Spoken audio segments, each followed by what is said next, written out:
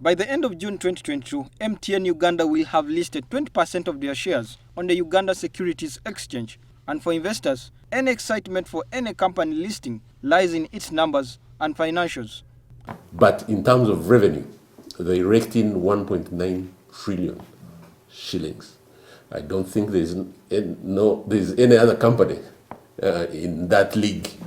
If you do back on the envelope calculation, that's about 10% of our annual budget as a country.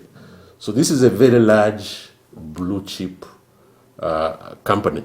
But MTN is not per se raising money with this initial public offer as it was required by law. But this will work more for the company in the future. Technology moves very quickly. 5G, I think I hear in some places like China, they're already even looking at 8G, doing some research. So with that advancement of technology, the market changes very quickly. There will be an opportunity, of course, that some of the money that will be raised in this IPO could go towards that effort.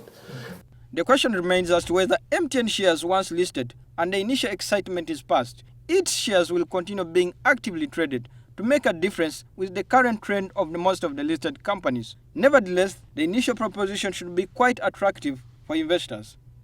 An investor looks at two things. One is capital growth, capital gain. The other one is dividend. Yeah. Now, in terms of capital growth, you'll see that the strength of the company will drive that, and everybody will be excited because shares will appreciate, and that is the expected trend. But the second dimension that investors look at is the aspect of dividend. Anybody wants to participate in this revenue growth trajectory story.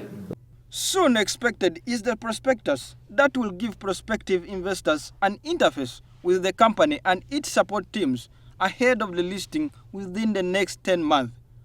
Paul Murungi, NTV Business.